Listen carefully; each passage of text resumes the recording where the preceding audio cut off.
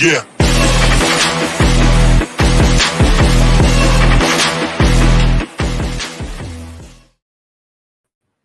Listen to the Arizona Wildcats podcast. I'm your host, Mike Luke, joined by the great William Brad Alice. We have a lot to get to this show. We are going to talk a lot about Arizona football, player progression, player regression, what the identity of this team is.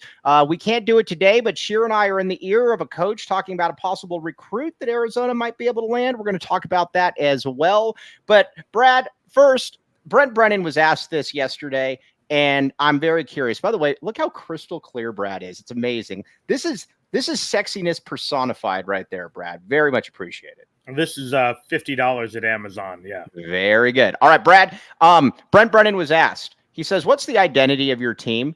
And he says, "I don't know." Is that an issue? Not necessarily. I think if they had asked him, "What's your identity as a coach?" and he couldn't answer, that might be a bigger issue. And here's the problem. In the modern day of college football is transitory in nature as it is, as you just have a few people, whatever, 4 years, 3 years. But now with the transfer portal, with guys bailing sometimes mid-season, it's hard to create that identity where you're cultivating kids. And he's a new coach anyways. My bigger issue is, if you ask me what offense does Arizona run, I can't tell you. And isn't that the issue? You inherited, and again, I understand. You lost Jacob Cowan, you lost Jordan Morgan, you lost T-Mac. Totally get it. I mean, not T-Mac. The other T-Mac, Tanner McLaughlin. I get it. You lost 3 NFL players at Arizona. You can't just generally replace guys like that. But when you looked at this offense in the offseason, or when I looked at this offense, and I was more bullish than you, Brad Ellis definitely gets credit for that one. But when I looked at it, though, you still have maybe the best player in all of college football in T-Mac. You got a guy who's considered a first-round pick in Jonas Sabanea. You're returning 4 or 5 offensive lineman starters. In camp, Kean Burnett looked like a monster. You got Noah Fafita back. How do you come into this season, and it looks like you're trying to run some kind of slow down, let's just try to milk the clock type offense? That to me is where I'm still lost. Yeah, I mean, and now you've pivoted. You're down to 3 starting offensive linemen, and maybe you got guys who aren't in the right positions, and you've got a couple guys in Rhino and the other guard who maybe aren't ready for prime time. But the problem is, if you ask me, is this a pro-style offense? Right. No. Maybe. Is this a spread offense? No. Is it a power running offense? No. Are there some RPOs in it? Kind of. That's the problem. I can't tell you right what and again, the catch-all is you just say it's pro-style. Well, look at the NFL. There's 32 different pro-style offenses. But that's the problem. I don't know what the offense is. Even under Stoops, who had an identity crisis, he wanted to be a power running football team. Off the field. Yeah. Who wanted to be a power running football team, morphed with either the Norm Chow offense or later the air raid offense, and couldn't commit to either. Dick Tomey had 2 or 3 different offenses, and some of them were just offensive. But you knew what you had with Rich Rod. Even Sumlin, as crazy as it was, you kind of knew what the offense was supposed to be. Obviously, Jed Fish, you knew you didn't always like it.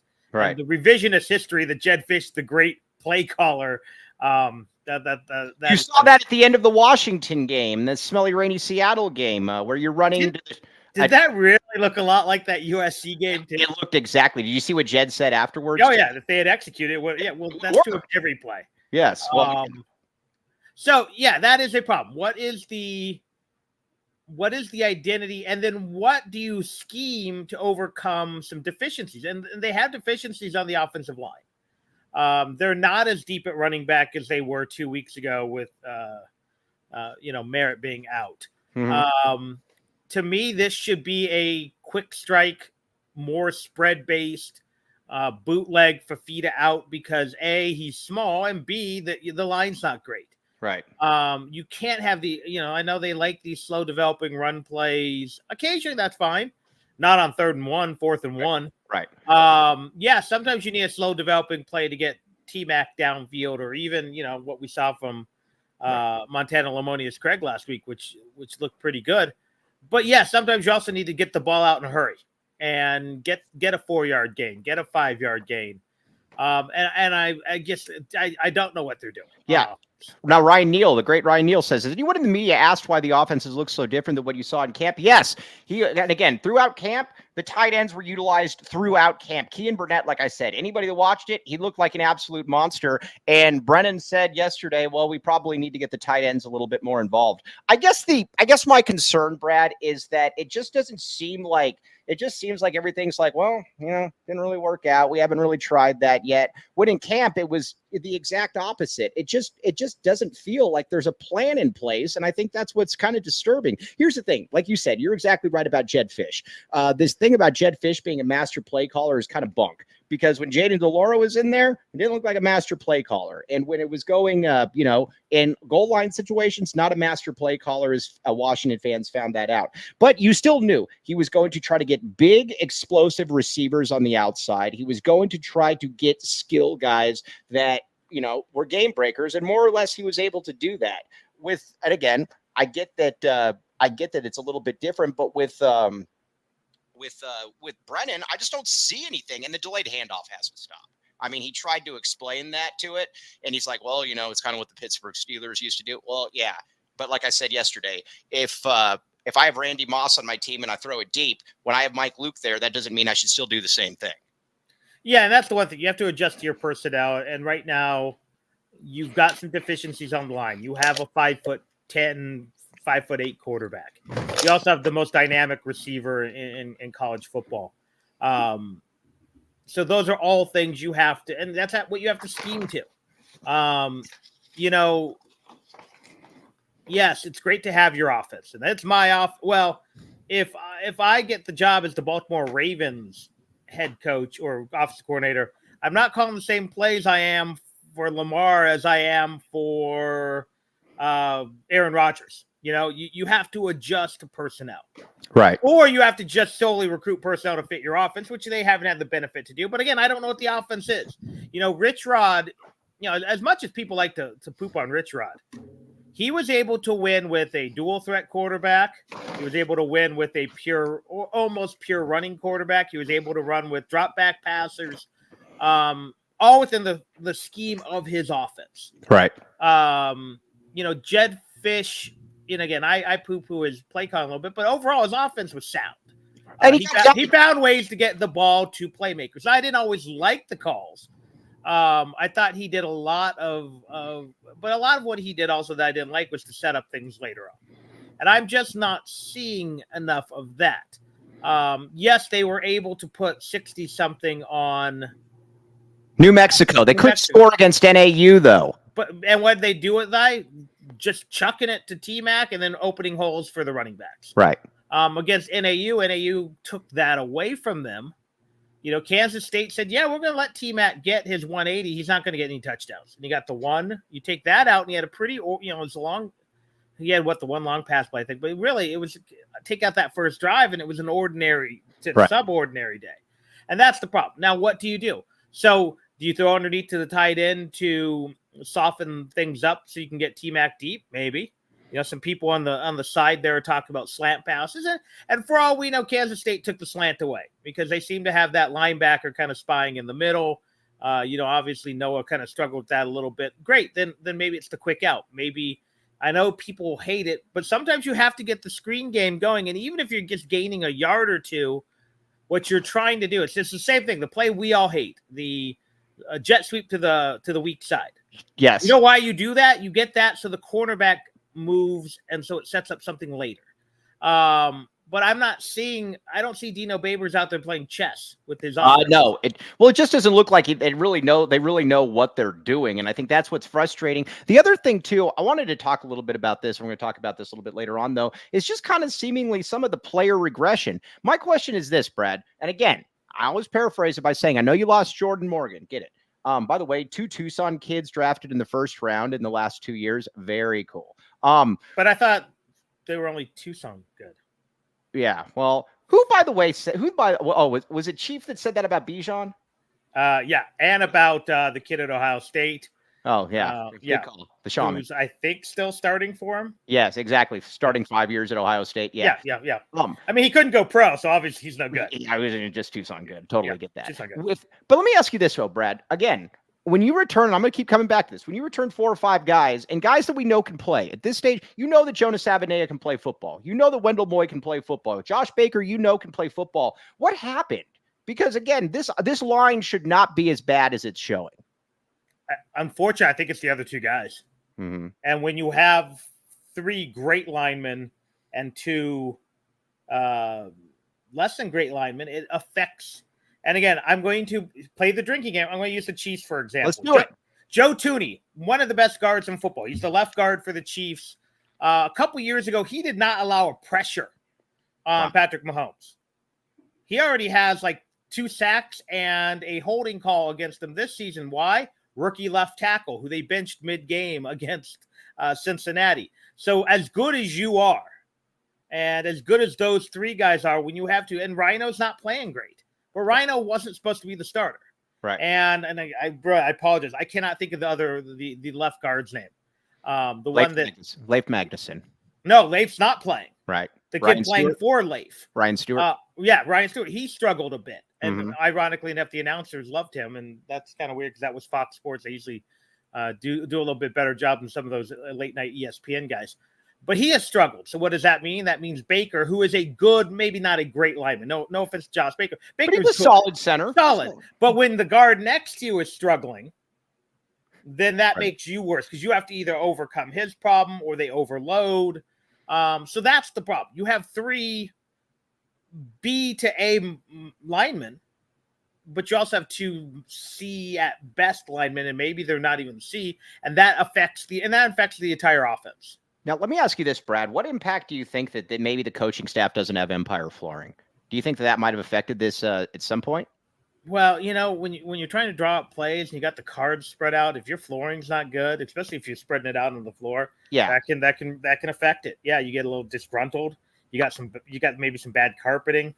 I think there's got to be something that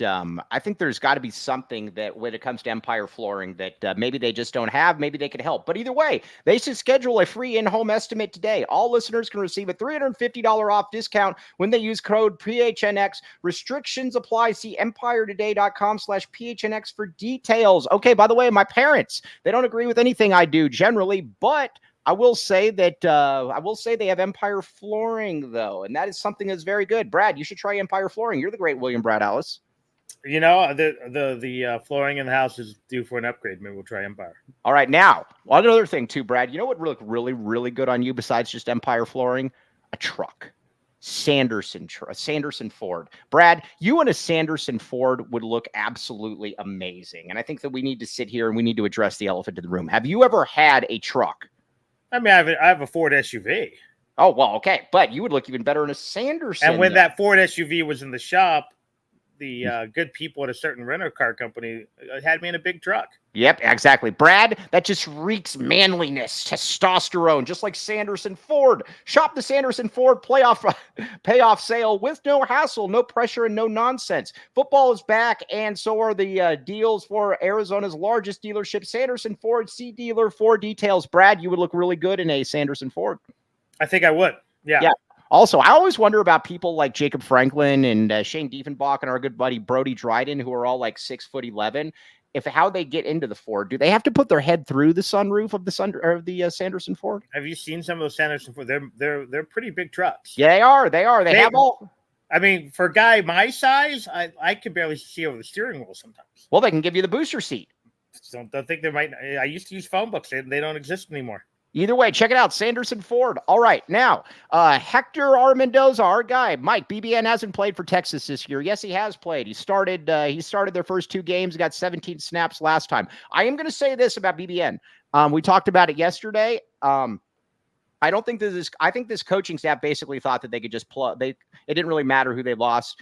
Listen, Big Bill Norton is better than Chuba. He just is. You could just watch him last year. You could watch it this year. Chuba is counting on Chuba for a guy who's from UC Davis, who's very big, but is woefully slow. That to me was an odd one. The D line has just not been good. Wasn't the plan originally to pair the two? Yeah, but the problem was, though, and again, take it for what it's worth, the staff clearly didn't make him feel wanted. They had him running with the twos a lot during camp. And, people in his camp said he wanted to come back, and he did. He gave it a shot. But at the end of the day, it didn't really seem like they wanted him. I don't understand that mentality, because this defensive line right now is getting pushed around. It just hasn't looked good. You there? Brad? I think we lost Brad. Brad might have frozen up. Well, I'm going to make the point now. Brad, why don't you try to reconnect?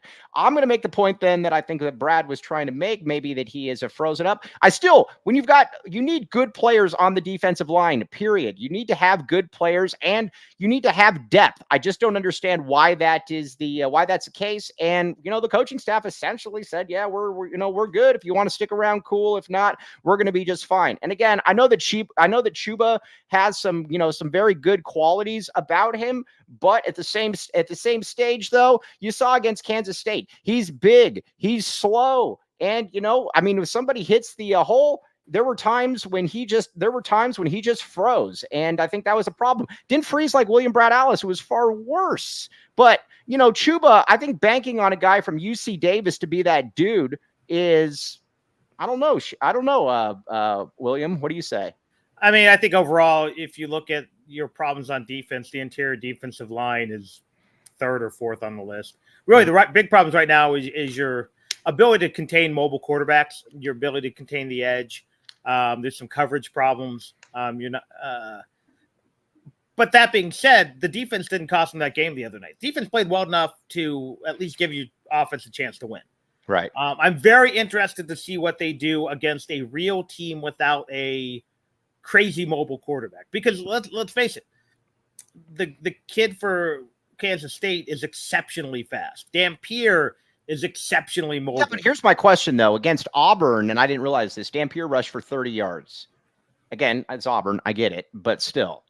Yeah, but Auburn also has probably faster players on the edge. Mm-hmm. But no, I mean, and that's the thing. People have to look, and so many people forget, football is a game of matchups. Certain teams do not do well against certain type of quarterback. Auburn, playing in the SEC, a lot of more mobile quarterbacks, a lot more dual threat guys. You build for that. This may be just this team's kryptonite this year. The good news is that there's aren't many more guys like that out there. So what do they do against, and whichever Utah quarterback they end up getting, whether they get it sounds like they're going to get Rising. Yeah, if they get Rising or they get Wilson, both are mobile-ish, but neither are guys like those other two. So does the defense, which was very good against a bad NAU team, although NAU put up 66 on the NIAI team they played the week before. So is this just the kryptonite of this defense, or are there bigger defensive problems? Because really, you look at it from a score standpoint. This defense played well enough to win 2 games in a row. Now, they actually played bad enough to lose to New Mexico had the offense not been exceptional. So I'm far more worried about the offense than I am the defense. Yeah. Now, the defense, it's not Desert Swarm, nor will it ever be Desert Swarm, because those kind of defense don't exist anymore. But I think you can still be okay to good on defense, which should give a good to very good offense a chance to win each week. Well, let me ask you this, though. If you go into a game, say, against Kansas State, where and let's be honest, your Avery Johnson's good, but he's not really a great passer. I think that you could really, if you knew that he probably wasn't going to be able to beat you with his arm, and if he does, so be it, and you still let him beat you with the legs, I mean, well, where are we with that? Okay, so what did he get? 1 something? Something like that. Yeah, I'd have to look. And the rest of the offense got 2? Yeah. They weren't much over 300. On the ground? No, total. Was it like 350, 360? Let me check. Yeah, go ahead. If you're at 360 in college football, you're in the game. So if you say, yeah, we'll let him beat us on the edge, the other running back was good, not great. He threw for about 150 yards. Again, you have to pick a poison. They picked that poison. They gave up 24 points because, again, the punt return. Yeah, so they had on the ground, they had 40 for 237. Okay. 6 yards a pop. Okay, so they had a little over 4. So not good. But I think they picked their poison. Their poison was the quarterback running, not passing, and they gave up 24 points. And again, it could have been 30. They missed a field goal. They botched the end of the first half. But even 30 points on the road in the Big 12 should put you in a position to at least compete. And I would totally agree with you on that. That's why I have been, when I've tweeted this out a number of times, I'm far more concerned about the offense than I am the defense, because like you said, you still, no matter what it was, you still only gave up 7 points through 2.5 quarters. So I realize I'm speaking out of both sides of my mouth here, but you know what? Sometimes we got to do that. I do think though, do you want the defense to be better? Absolutely. Yeah, sure. But again, that's not the problem right now. The problem is the offense looks broken. Now let's talk a little bit though about some of the players though, because there's been some player regression. Let's talk about Jacob Manu. Listen, this is where I also kind of put stuff on the staff a little bit. We've watched Jacob Manu for 2 years. I mean, we know what we've seen. I mean, freshman year, he was a tackle machine, and you before last season, and correctly so, said, all right, the next step for him is going to be able to make impact plays behind the line of scrimmage, plays where he blows things up. He did exactly that. 6 sacks, 10 tackles for loss. He looks lost this year. I don't believe that a football player that has shown that kind of, cognizance all of a sudden just loses it. Something's going on there. Yeah, and without having really broken down film, I can't see if he's not getting the support from that interior defensive line, if teams are scheming more against him because they don't have to worry about some other guys off the edge, if they're not blitzing, and it doesn't look like they blitz a whole lot. And we don't know what kind of offseason he had with the coaching staff and on his own. I find it hard to believe that Jacob wouldn't put the work in. But again, I think it's football seasons aren't static. And that's the one thing you have to understand. This team could look drastically different either way, mind you, 2 weeks from now when they take the field against Utah. But yes, the fact that he does not look the same is a concern. But without really sitting down, watching all 22 film, talking to the coach, I can't pinpoint what it is. All right. Now, there is something, though, that I think that we can all agree on, and that is, this is called a tease, Circle K. Listen, if there's anybody that goes to Circle K more than me, it is our great friend, William Brad Ellis. Brad Ellis, I was at a Circle K, and there was a Circle K. I was on the north side. I don't generally venture up next into the rich neck of the woods, but I was there, and there is a Circle K, and I want to say it's on like Cortero, where they're on the opposite ends of the street from each other. They're on like catty corner from each other. It is amazing. It is basically a heaven for Circle K. Brad, when was the last Circle K trip you made, and where to? Sunday. Okay, good. Ruthroff and La Choya, the home base. Right. I was going to say, what'd you get? Gatorade? Ice, actually.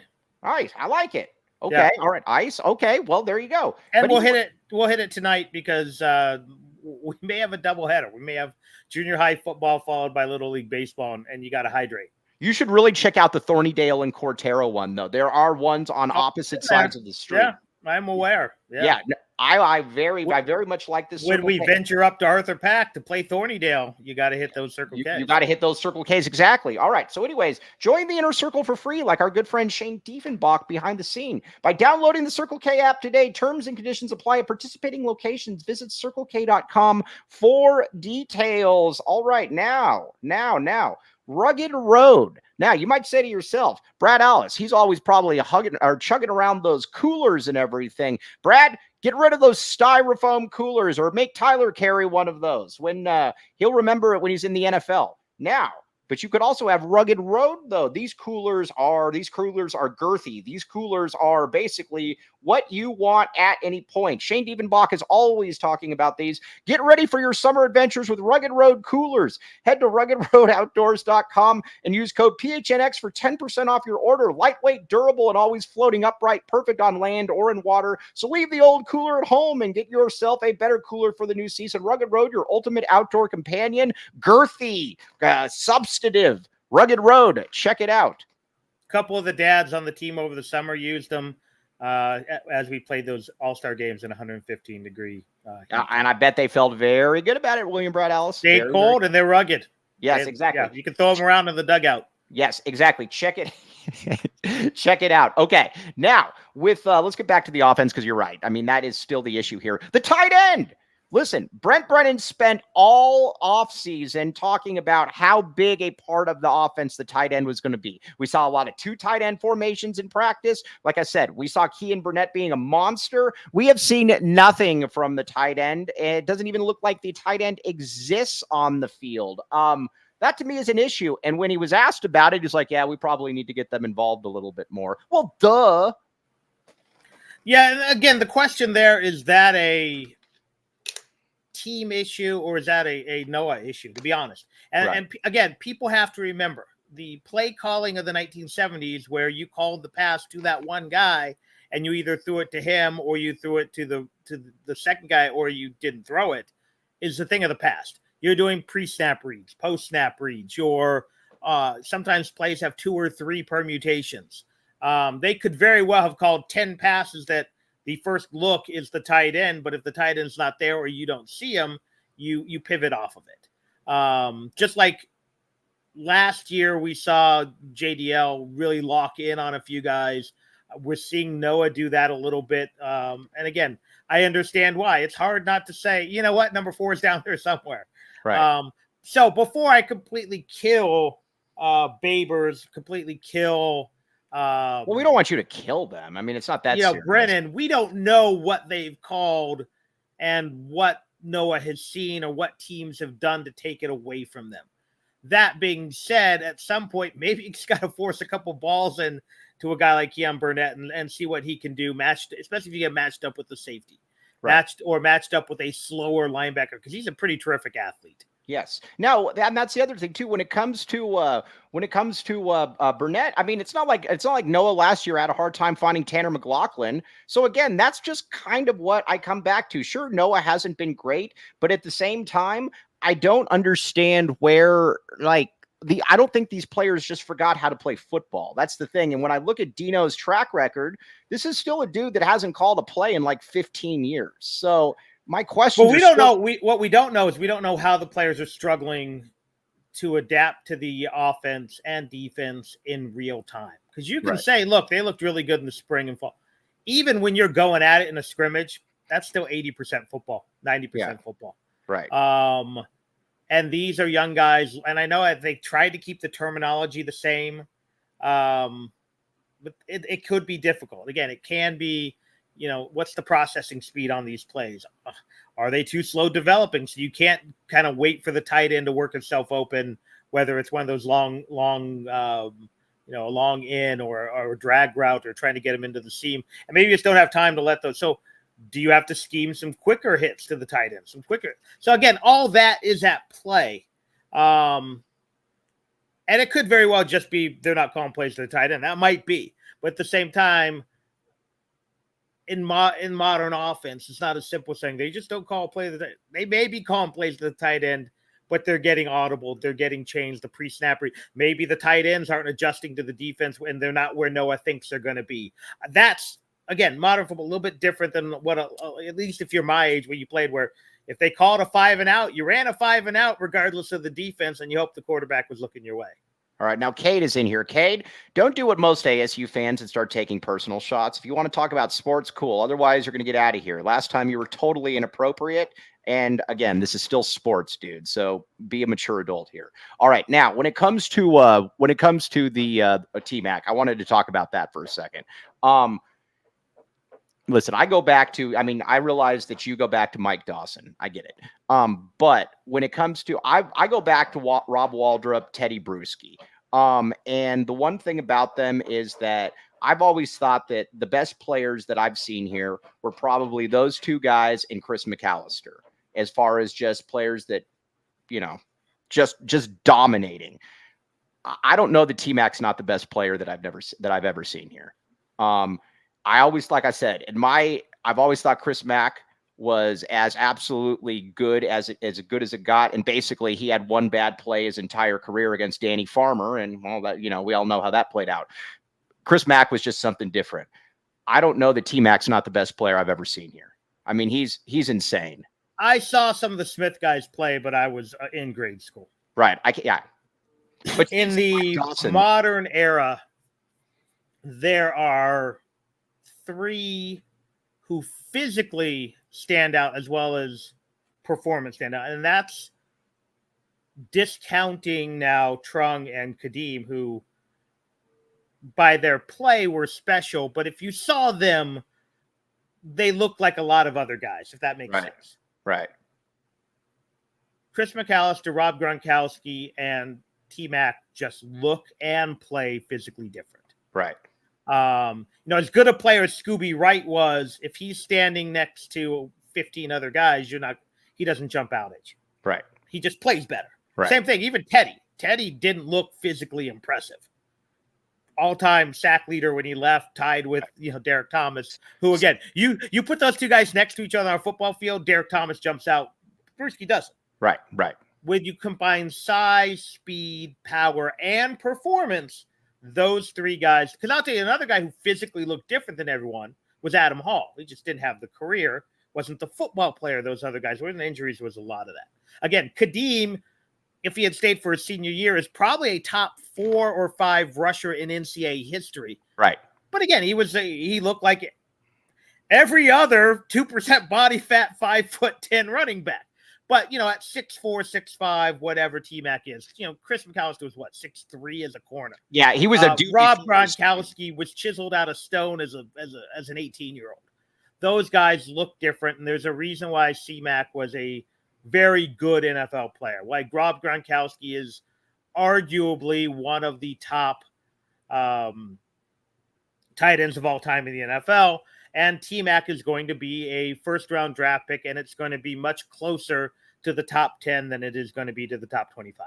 Right. But those are – Anthony Gimino always says – he says that there were 3 players that just looked totally different. And he said – we said when Chuck Levy showed up here, he just looked different. He said when Chris McAllister and Rob Gronkowski, those were the 3. He said T-Mac is clearly in there. I'm not sure, honestly, that T-Mac isn't the best player in college football. I'm really not.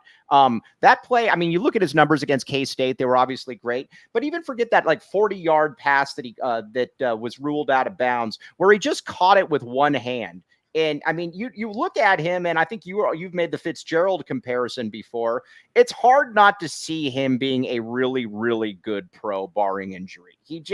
I don't know what his 40 is, but man, there's going to come a time when he is going to be one of the handful of best jump ball threats in the NFL. Was Fitzgerald 40 great either? Yeah, that's what I'm saying. And that's the thing. He's not only big, he's fast enough, but he has that great catch radius. Right.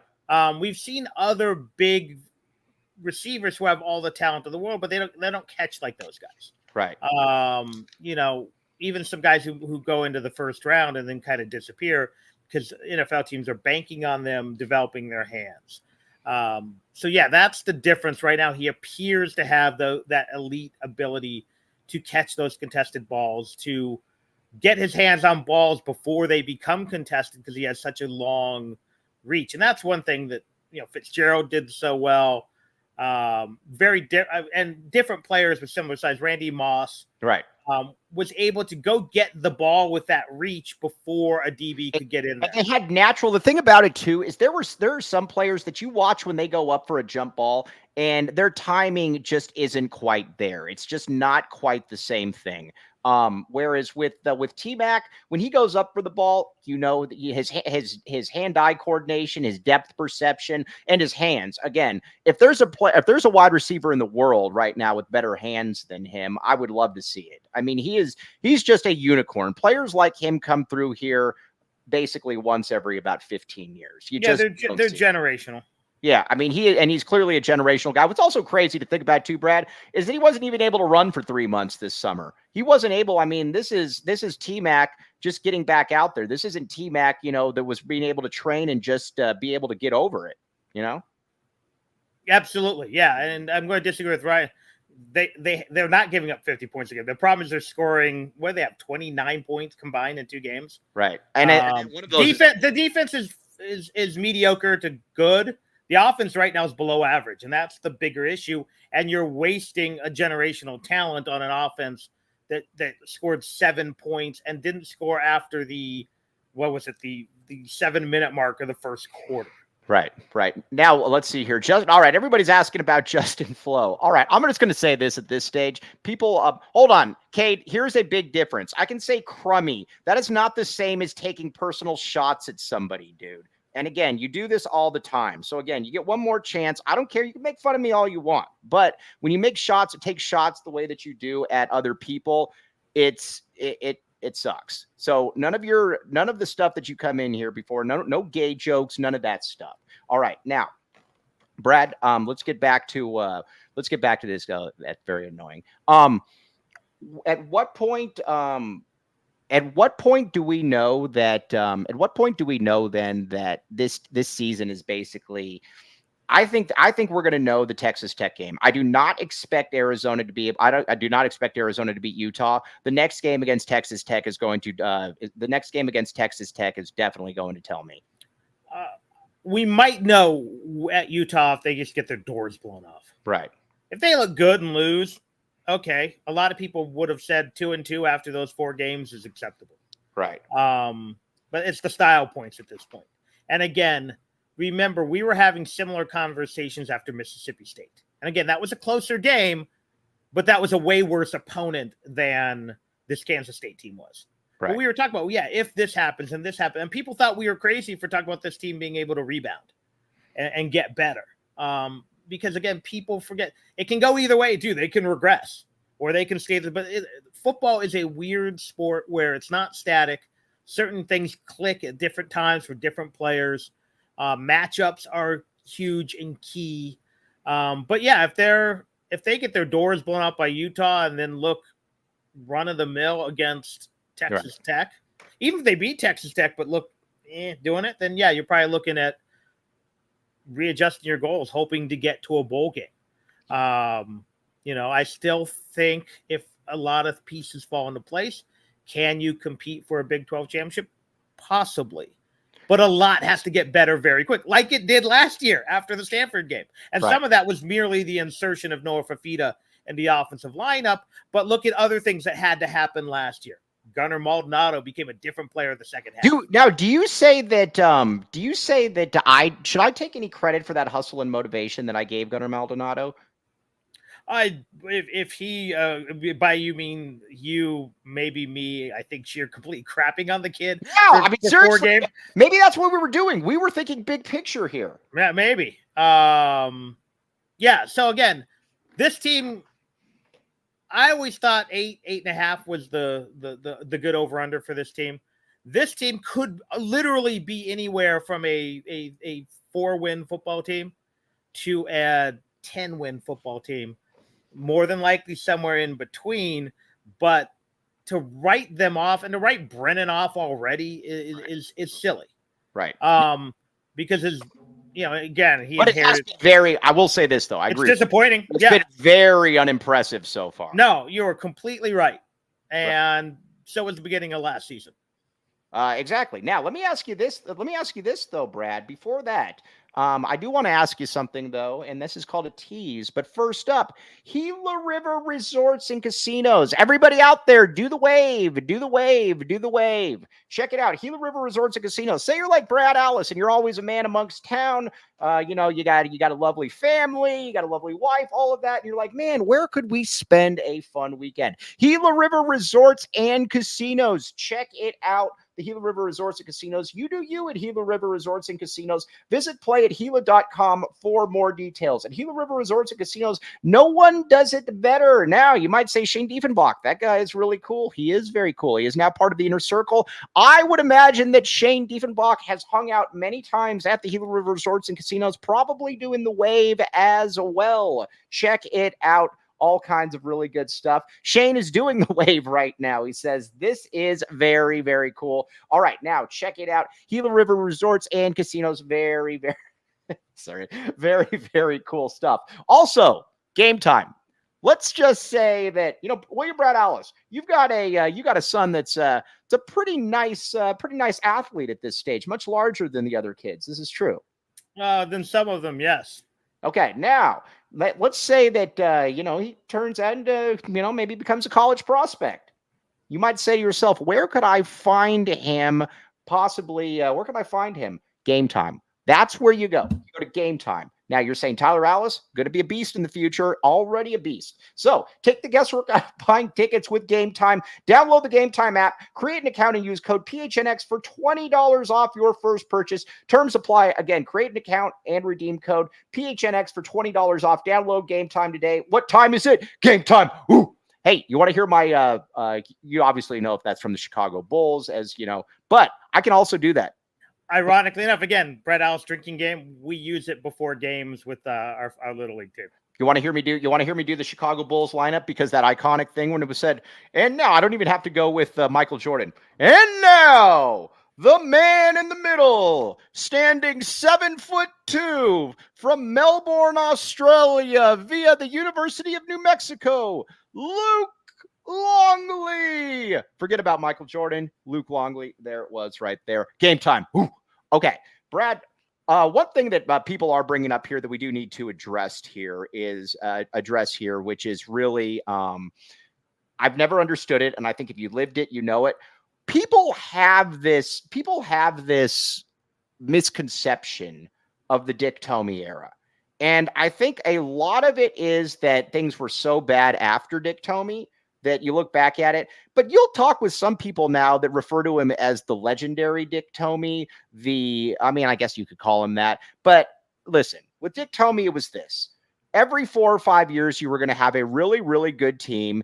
And then in between, there was a lot of boring 6-6, 7-5. People are making him out like he's Bill Snyder or something. We need to remember that wasn't quite what the Dick Tomey era was. No, but he didn't have many bad. I think he had 2 losing records. Right. There was and again, part of his legacy gets tarnished because back then he had an 8-win football team that didn't go to a bowl game because there were like 20 bowls. Right. He also, I actually did this somewhere buried on the archives of Jason's site is where I did the adjusted win totals and bowl totals for if they had played the 12-game season. Right. Based upon win percentage. And it was the staggering one was Tomey would have gone to 2 more bowls and been in a Pac-12 championship game. Right. Stoops would have gone to 1 more bowl. Larry Smith would have gone to 4 more bowl games because he had a bunch of 7-win teams, 8-win teams that didn't go. Tomey was a good coach, a very good coach, ran a good program, had a recruiting niche at Arizona. And always seemed to be about 1 or 2 years too late to make some adjustments. But my biggest problem to Tomey too is that he could never build on it. It was always one season, and then you disappointed without question the next season. Well, a lot of it too is one. He either went too conservative in trying to build on success, or swung for the fences and didn't have a. I always said it was the year after. I can't remember if it was 94 or 98, and you know this one. He went after Amon Green. 94, yeah, from the number 1 running back in the country, and the number 2 running back was it like Sir Parker who went to Autry Denson. Either way, he went after, and he had them in the top 5, and when he didn't get those guys, he had to go to his C list, right? Because there was no B. Right. Because he spent so much time going on a guy who was clearly going to Nebraska and Texas A&M that they ended up with, and again, one of those C guys a couple years later ended up being trunk candidate, so it worked out. Yeah. But there was also some other guys who were not as good. And that was and also those off seasons, sometimes it came down to one play. If they beat Colorado State, that team's probably not playing in the Freedom Bowl. I will say this, though. Dick Tomey, 1,000% in this day and age, would have never slid by with all the off-the-field stuff. No. Not a chance. He would have been out, very early on. The Father Flanagan stuff. Unless he put up Urban Meyer-like numbers. You know what's funny about it, and I give him a lot of credit, but I don't think people realize to the extent just, what's going on, who's living in dorms, who's living. I don't think people have any clue about some of that stuff. I was an RA at the time. At that dorm? Not at that dorm, but we got a couple guys who got kicked out of that dorm. Yeah. There was a lot of mean characters. He believed that he could redeem a lot of kids, and he did. Right. There were also some young men who did not deserve to be anywhere near a college campus. Correct. We will leave it at that. But overall, like you said, it's still too early, but so far it's been incredibly unimpressive. Now, before we sign off, what are you looking for against Utah here, Brad? They need to go in and they need to trade punches with Utah. Right. And if they lose by 7, if they lose, maybe even 10 because of a Just late, don't be humiliated. They can't do what they did the other night. They can't. They need to show that they are basically an equal of Utah and that Utah's slightly better because they're at home. Right. If they can pull the win, great. And then suddenly you're 3-1, and that's kind of where you thought they'd be or hoped they'd be. Because that's a tough 1-2 road slate of playing at Manhattan, Kansas, at Salt Lake City, Utah. But that's what I need to see. I need to see competitiveness. I need to see them being in a position at least midway through the fourth quarter of having a chance to win that football game. And we ask for little around here. And it's that was kind of what we said at Mississippi State, ironically enough. I don't think we knew Mississippi State last year was going to be as bad as they were, but you felt good coming out of that game because you went into a hard place to play. You traded punches with them after the year before. They were clearly better. So that's what I want to see. I want to see them go in and prove that they are at least just only a notch below Utah, who will probably, again, I thought Utah and Oklahoma State were going to be the two teams to compete for the league title. I actually thought Kansas State was probably number 3. I had hoped Arizona would be 4, but Arizona looked significantly worse than Kansas State. Now you have to make up some of that distance, or maybe you are a middle of the pack to lower half team in this conference. All right. No better time to become a PHNX diehard. By the way, check it out. All kinds of good stuff. You can get access to the premium Discord. Our Anthony Gimino, what does that guy know? Fly-by-night journalist. Anthony Gimino, right? And obviously here doing all kinds of good stuff. Access to the Discord lounge, discount on all events. We will bring back at some point the Eric Ruby imitation of me. Shane Diefenbach decided that this needed to go away, but Shane Diefenbach we will come to an agreement on bringing this back. Either way, access to all of our premium written discount. Great stuff there. Now, bigger fish. Well, not bigger fish, possible that bigger fish. William Brad Alice. When will you, I was going to say, you're going to be on here every Tuesday at 10:30. Are you going to be doing your podcast as well? I'm hoping to get a few recorded this week. There's, as people know, I became president of Flowing Wells Little League, trying to save it from dissolving. That's been the last year. That's why I didn't do any during the off season and even the end of the basketball season. Unfortunately, we just ran into another issue with the league. So I'm hoping to get 1 or 2 done this week. And they get on a schedule of 2 to 3 a week moving forward. Okay, great. All kinds of good stuff. And again, we have very much appreciate it. Now, Shane Diefenbach behind the scenes, doing good stuff. We are going to talk in the coming days about a recruit that we have talked with a coach about that maybe we're going to try to get to the U of A. We will see about that. But for the great William Brad Alice, I am merely Mike Luke. Everybody out there, you guys are fantastic. The ones that can just talk sports, you are the best. And very much appreciate you, the ones that can talk about sports. So on that note, though, very much appreciate William Brad Alice and the great Shane Diefenbach. I am merely Mike Luke. You have been listening to the AZ Wildcats podcast. We all silly like the mayor.